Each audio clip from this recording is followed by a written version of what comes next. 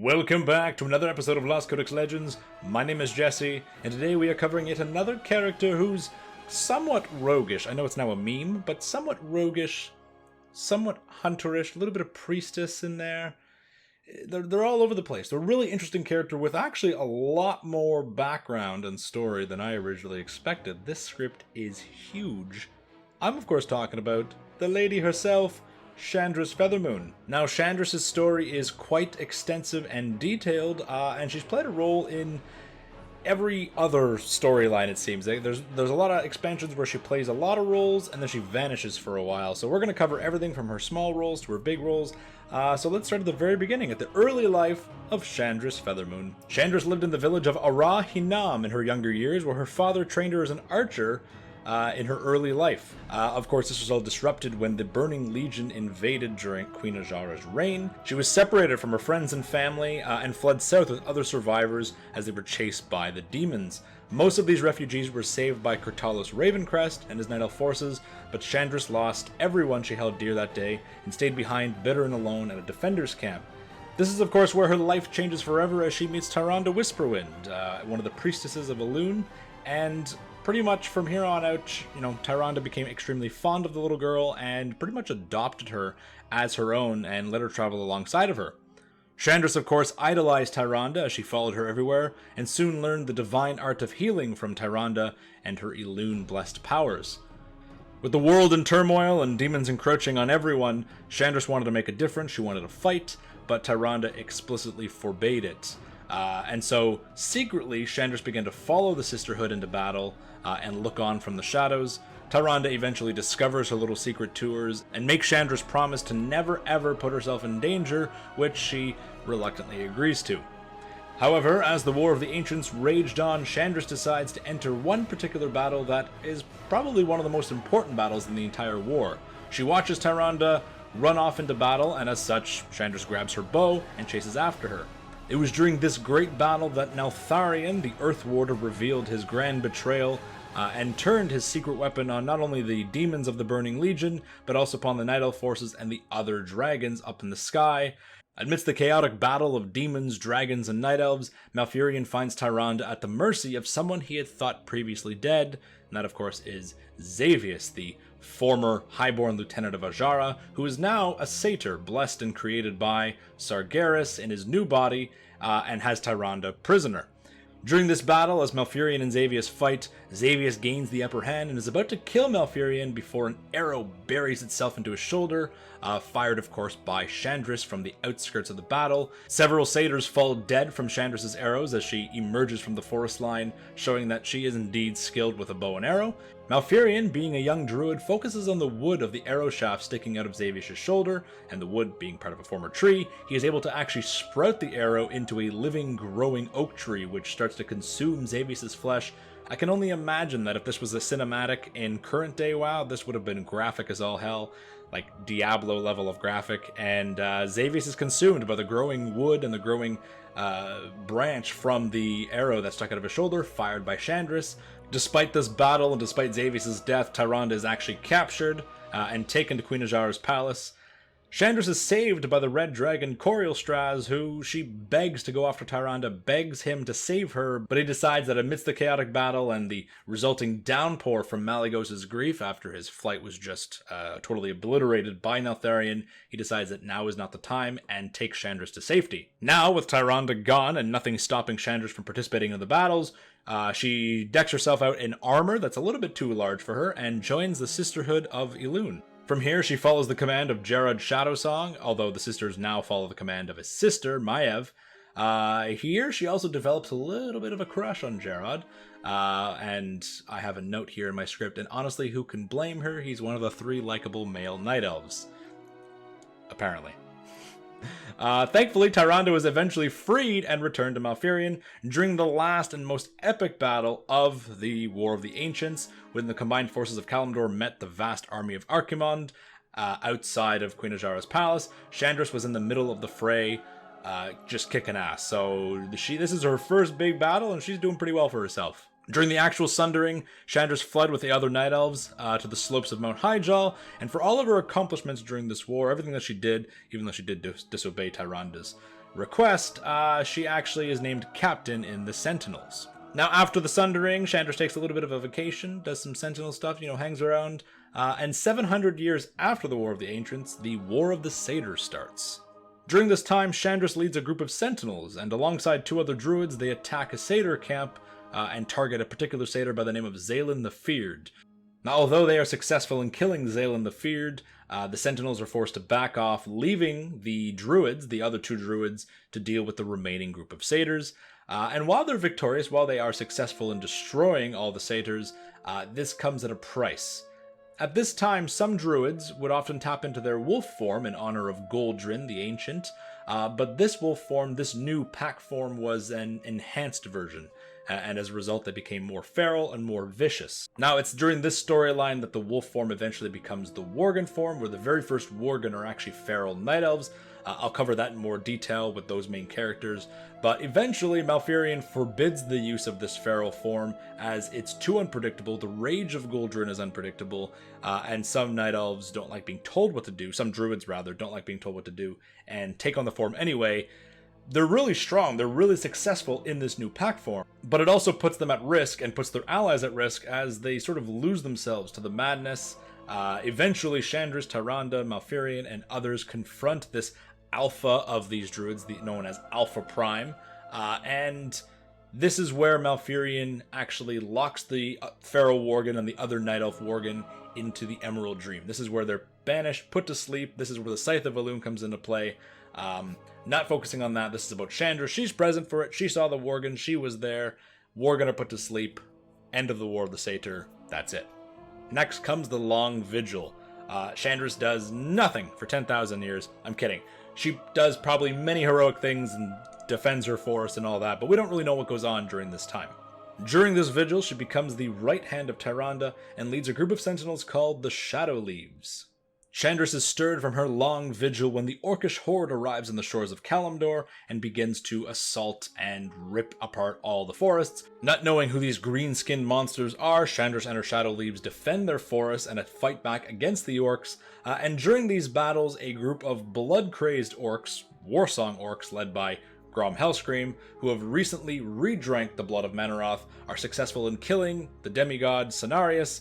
This is bad news for the elves, and this is when Shandris has her oh shit moment and realizes, okay, this is not just a bunch of greenskin animals running around, this is a serious threat. Shandris and her Shadow Leaves retreat deeper into Ashenvale, and she brings word to Tyrande Whisperwind that there are now demonic blood-crazed creatures attacking. Cenarius is dead. This is not good. Both Tyrande and Shandris feel that there is a greater threat at play here. They can sense a looming darkness, though Shandris just believes that it's actually the blood-crazed orcs who had killed Cenarius. Tyrande is unsure. While Tyrande goes to deal with the problem, Shandris remains on the slopes of Mount Hyjal to gauge this new darkness. While Tyrande goes off to deal with the orcs, Shandris remains in a camp, and this is when the darkness, the looming threat, reveals itself to be the Scourge, the undead with Arthas Menethil and everyone else who arrives, and they fall upon Shandris' camp, a group of undead, and they're barely able to beat them back. When Tyrande returns with survivors from a demonic attack, she sees the Scourge attacking Shandris. This is when she realizes that the druids must be woken up. This is bad news. There are multiple threats on all sides. Something needs to be done. Fortunately, Tyrande returns with allies. Malfurion's awake, the druids are awake, humans are there, Jaina, orcs are there, not the blood-crazed ones, but, thralls there. And during this time, they form a plan to bring down Archimonde and stop the demonic forces that are marching on Hyjal. During the battle for Mount Hyjal, Shandris and Tyrande fight side by side, first while they defend the human encampment, next when they defend the orc encampment, and Shandris' arrows, she is just laying waste into the demons. Many demons die because of Shandris. At last, when Jaina and Thrall's fortifications are broken, Shandris and Tyrande, along with the other Night Elves, retreat to the peak of the mountain. Shandris is amongst the group of Night Elves, Furbolgs, even Dark Trolls, defending the peak of Hyjal as thousands upon thousands of demons just swarm them. She is in the midst of it, fighting tooth and nail to defend their world tree from this apocalyptic event. And of course, Archimonde himself arrives, and Malfurion quickly teleports everyone. Druids had a teleport ability, apparently in Warcraft 3, they got nerfed in vanilla, but teleports everyone to safety, and activates his trap card. Archimonde, overconfident with his supposed victory now that the entire army had been taken out, steps up to Nordrassil and prepares to consume its energy. Here, of course, we know Malfurion calls upon thousands of Night Elf Ancestral Guardians and the Wisps, and together they surround Archimonde, destroy him, and his plot is foiled. The Third War is over. Huzzah! Now with the Third War threat over, Shandris has of course proved that she is once again worthy of the title War Hero. In every War of the Ancients, War of the Satyr, and now the Third War, she has been there kicking ass. So she's a hero to her people, to the Kaldorei, and she actually learns to respect humans here, and maybe like 2 orcs. And actually comes to regard Jaina as a friend, who she calls Battle Sister. In Vanilla, we see Shandris has been promoted to General of the Sentinels, where she resides in Feathermoon Stronghold, named after her, in Feralas. When Alliance adventurers meet her, she is overseeing attacks both against the Naga and the Silithid. It seems that she's overseeing things rather than being in the field. We don't see much from her in terms of game involvement for a little while, but we do see she plays a role in the Stormrage novel. During this novel, Tyrande is forced to go to the Emerald Dream to look for Malfurion, and she actually leaves Shandris in charge of Darnassus for a brief time. Here we learn that the Sentinels have grown as an organization. They are now massive, to the point where she actually has a network of spies across Azeroth. She's able to be kept informed, and as a result, Tyrande informed, on everything going across the world. And so Shandris has, like, some decent connections. She's grown up from that little kid back before War of the Ancients. Shandris was actually so trusted, even among the druids, that when shit hit the fan and Malfurion or Tyrande were unavailable, people sought her out. Druids would actually go and seek her out to bring news or reports or anything to her. In this case, Hamul and Naralex are the ones who seek her out, though they never got that far in the story. After the whole crisis brought on by the Nightmare Lord is diffused, pretty much the entire plotline of Stormrage, Shandris is actually present at Malfurion and Tyrande's wedding. She's actually a witness for Tyrande, maid of honor, bridesmaid, whatever you want to call it. Malfurion actually notes to himself that Shandris is not only skilled at organizing a battlefield, but also apparently wedding guests as well. As a wedding present to Tyrande, Shandris gives her a plant called Allure El, which translates to lover's plant. It's described as a type of plant with heart-shaped leaves curling along graceful branches. Though they had been common thousands of years ago, the plants were gradually dying out across Kalimdor, and according to an ancient but completely unfounded Kaldorei legend, the Allure El would bloom only for a couple who shared perfect love. After the events of Stormrage, Shandris returns to Feathermoon Stronghold in Feralas, where she defends her island from an encroaching Naga attack. This is during or prior to the Cataclysm, and although the Night Elves fight bravely, the Stronghold's fortifications eventually start to crumble, both due to the Naga attack, but also to the natural disasters that are slamming the island again. Cataclysm. Shandris orders the survivors of Feathermoon Stronghold to escape, and she remains behind to buy them a couple extra moments against the Naga. Of course, during this time, severely outnumbered, the Naga offer to spare Shandris' life if she gives them the head of Tyrande Whisperwind. Shandris politely responds by killing the Naga negotiator and fighting tooth and nail against 1,000,000 Naga to 1. Numbers exaggerated. By the time Tyrande and Malfurion reach her, she's dying, critically wounded. She fought in a unwinnable battle, and yet she's still miraculously alive, if not bleeding out. Tyrande, of course, being a priestess, desperately calls to Elune to save her, and Tyrande is given the strength to actually save Shandris and heal her, bringing her back from the brink of death. Shandris is brought back to Darnassus to recover in Malfurion and Tyrande's home. To Shandris' joy, as she is recovering in Tyrande and Malfurion's home, she notices that the Allure Alel, the plant she had given as a wedding gift, is on the verge of blooming. This whole storyline with the Naga and Shandris almost dying happens in the Seeds of Faith story, a Tyrande short story that came out during or prior to the Cataclysm. After the destruction of the original Feathermoon Stronghold, Shandris has a new one built on the Forgotten Coast, and here it's revealed that Shandris has been training Worgen Sentinels. General Shandris has been planning the Sentinels' offensives on multiple fronts. She feels like a good spring cleaning in Feralas is needed, and boy is she right. The first attack is a counter-strike offensive against the Hatecrest Naga, responsible for attacking and destroying their former original Feathermoon Stronghold. The second plan is an offensive attack on the Gordani Ogres and their Twilight allies. The last plan is, of course, clearing the remainder of Feralas of any ogre presence, vicious gnoll presence, and any other feral or aggressive wildlife to be found in the area. So, Shandris cleans house in Feralas in the questing experience there. In the book Wolfheart, Shandris is helping Tyrande organize the Alliance Summit where she hears that Jared's shadow song has actually returned to Night Elf civilization, and has actually come to Darnassus. She seeks him out and has an emotional reunion with Jared, and reveals that she once had feelings for him and that she was actually envious of Jared's late wife, and that she got to spend time with him. Jared apologizes to Shandris for his sudden and unexplained disappearance from Night Elf civilization, and while he's flattered by her emotions towards him, he says that their choices prevented a romantic relationship.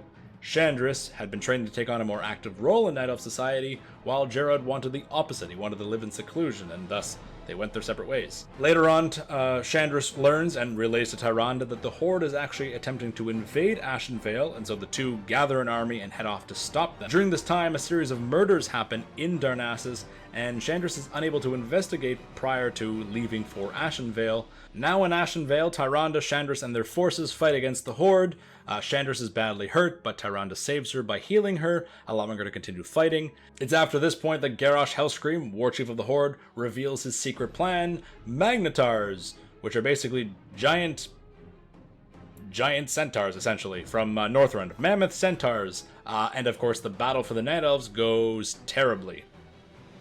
Fortunately, a sudden arrival of Varian Rin, Gen Greymane, and Worgen arrive and turns the tide of battle in favor of the Alliance, who end up pushing the Horde and the Magnetars and Garrosh out of Ashenvale. After this, Shandris organizes a new defense of Ashenvale before returning to Darnassus alongside Tyrande. Now, while the ladies are off defending Ashenvale against the Horde, the boys are trying to figure out who the hell is killing all the Highborn in Darnassus. The boys being, of course, Jared and Malfurion. We learn that the one killing the Highborn is actually Jared's own sister, Mayeb's Shadowsong, which we won't get into that storyline, but after this is all said and done, Shandris is actually ordered to aid Jared's Shadowsong in forming a new security force, and is sent to help him choose some new candidates from the Sentinels. Malfurion quickly realizes that it was Tyrande who ordered Shandris to help Jared, in hope that the two will grow close together in the future, but the two have already made up their mind. They are friends and nothing more. Shandris then appears again in the Tides of War novel. In the novel, we know that Jaina Proudmoore calls out to everyone and anyone to come help defend Theramore, as a massive host of Horde soldiers is marching towards her city. And of course, her old friend and battle sister Shandris arrives with Sentinels to help defend the city. Now, many others arrive too. General Marcus Jonathan from Stormwind, General Tirasalan from the Shattered Sun Offensive, one of the Draenei defenders from the attack on Sunwell. All these forces arrive to help defend Theramore from the Horde.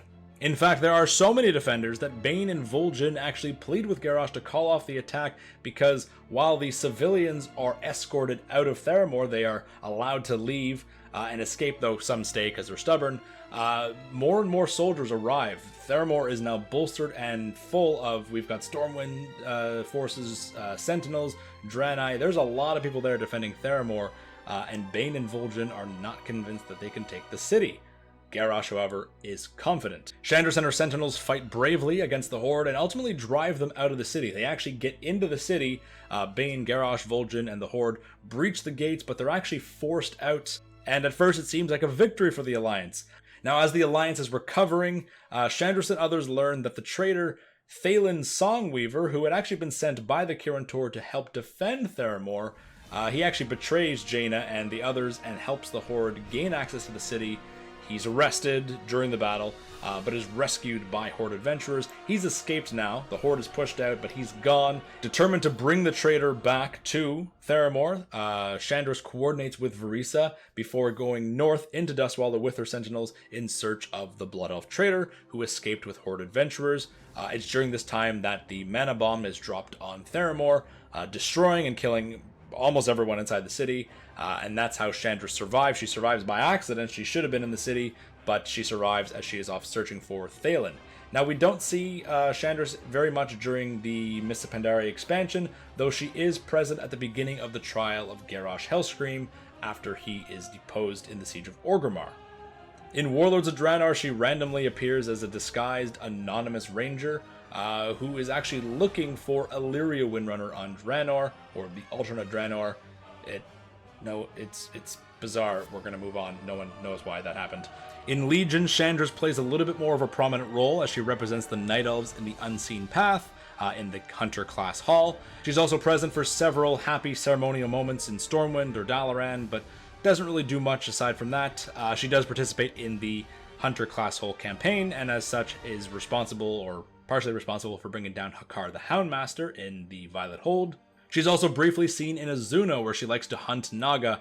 As you can tell, it's a running theme. She's really good at it, where she joins up with the champion of the Unseen Path to kill some Naga. In Battle for Azeroth, Shandris becomes a much more prominent key player, especially in the Alliance War campaign. Prior to the burning of Teldrassil, Shandris actually leads the Night Elf fleet down to Silithus, where they plan to interrupt and stop the Horde host that's marching there. Of course, we know that the Horde is not actually marching on Silithus, but Shandris was part of the group that went south, the part that was fooled by Saurfang and Sylvanas' plans. While en route to Silithus, Shandris is actually recalled back and is informed of the Horde's attack on Ashenvale. This is of course when Shandris realizes that the deployment of the fleet was a ploy to leave both Ashenvale and Darnassus exposed, and she grimly acknowledges the genius of the strategy. As Shandris and her fleet return to defend Darkshore from the encroaching Horde, the Horde turns their attention to the ships. Several ships are commandeered by Horde soldiers as they swim out and take control of the ships, while others are destroyed by arcane-enhanced catapults on the shore, on the mainland. As the Horde begins to besiege Teldrassil, Shandris and the fleet turn away. All hope is lost for the Night Elf capital, and they steer away from Darkshore and they steer away from Teldrassil and escape. Fast forward to the burning of Teldrassil, the battle for Lordaeron, Kul Tiras, all of that, and Shandris actually co-leads the Alliance War campaign alongside Halford Wormbane of the 7th Legion. During the Alliance occupation of Vol'dun, several members of this expedition are killed by a Blood Prince, a San Lane by the name of Drevin, who is working with the Horde. Shandris and her Sentinels, alongside Kishon, go in search of Blood Prince Drevin and his followers, where they face off in Nazmir. Drevin actually kills her Sentinels, and Shandris vows revenge against the Blood Prince and hunts him down throughout the Alliance War campaign. Later on in the war campaign, Shandris and the player face off against Blood Prince Drevin on a Horde ship at sea. As he's about to die, he tries to escape, but Shandris says no, destroys his shield, and avenges her fallen Sentinels by cutting him down. We don't even kill him, she kills him, and thus ends the Blood Prince threat. At the end of this campaign, Shandris knows that the war is far from over with the Horde, and she actually joins the champion so that she can help stop Sylvanas and whatever Sylvanas' plans are. During the 4th War, Night Elves are recalled to Kalimdor, where they launch a brief campaign against Orgrimmar and are actually tracked by Horde champions. The Horde actually encounter Shandris and Orgrimmar. This is all the follower lore, the mission table lore. Apparently Shandris and her Sentinels are involved in some sort of campaign against Orgrimmar, where the Horde encounter her, but of course she escapes. During the Tides of Vengeance patch, Shandris, Maiev, and a warden by the name of Sira Moonwarden try to talk to Anduin and convince him to attack Darkshore and reclaim it from the Horde. Unfortunately, Anduin's and the Alliance is stretched pretty thin already. They're already attacking Zandalar, they already have their forces in Kul Tiras, and they are actually fighting a war front up in Arathi right now. Anduin just can't afford to send any forces to Darkshore. And as these elves are trying to convince Anduin, Tyrande and her own forces go to Darkshore on their own accord. She says, I'm doing it, you can't stop me. Shandris, alongside Maiev and Sira, join the adventurer and try to find Tyrande and stop her from getting herself killed. They find a book about the ancient ritual of the Night Warrior, the incarnation of Elun's wrath, and they know this is bad news. The ritual to become the Avatar of Elun, the Avatar of Vengeance, is extremely dangerous, and the Night Elves head out to try and stop Tyrande from taking on this ritual. During this time, Shandris and the adventurers search the ruins of Aberdeen for the Eye of Elun that Tyrande would need for the ritual. Here they find that the eye has already been taken, Tyrande's already been here, and she's one step ahead of them. Ultimately, they fail to prevent Tyrande from powering up and becoming the Avatar of Elun, and Tyrande tells Maiev and Shandris to prepare for war as she leaves to deal with Nathanos Blightcaller. And of course, because of this, Shandris is present in the Darkshore Warfront. Later on in 8.2, we can find Shandris in Nazjatar near the Drowned Market area. She talks about how her people from her village of Arahinan were brought to Zinajari and ultimately died during the Sundering when the waters flooded in, either killing them or preventing them from resting as spirits. We find some spirits who tell us about Janius, one of Shandris' childhood friends who actually drowned during the Sundering. After finding him and help settling his spirit, Shandris and the player follow the trail left by Ajara, which leads to the Warbringers video playing as sort of a memory of what happened here. Later on, Shandris confronts Grand Arcanist Thalyssra and accuses her of admiring the destruction of Zinazari. Thalyssra points out that she did in fact form a rebellion against Azshara in Suramar, and Shandris replies by saying she hid the entire time. She hid away from the world behind a shield, and during this time, an image of Queen Azshara shows up and starts to condescend both of them, starts to backtalk both Thalyssra and Shandris, to which both of them retort and exclaim their united efforts against Azshara, much to her own amusement. Shandris Feathermoon, alongside other heroes and the raiders, can be found inside the Eternal Palace raid. She actually fights alongside Grand Arcanist Thalyssra, and is actually present in the final boss battle room during the encounter with Azshara. During the finale of the war campaign, as the Alliance and the Horde rebels march on Orgrimmar, Shandris Feathermoon and Lor'themar are stationed at the North Gate, the rear entrance of Orgrimmar. There's a short conversation between Shandris and Lor'themar about Sylvanas, and about how Lor'themar fought alongside her during life and death. Lor'themar also makes the comment that because they are so few in numbers, they'll have to make use of the terrain outside the northern gates. Shandris, of course, responds with a little retort that the Sentinels have been making use of that terrain for millennia. Their knowledge of the land was old when the Farstriders were young. Just getting it right in there, just letting Lor'themar know who's in charge here. Thank you for joining me on this journey as we learn about the story of Shandris.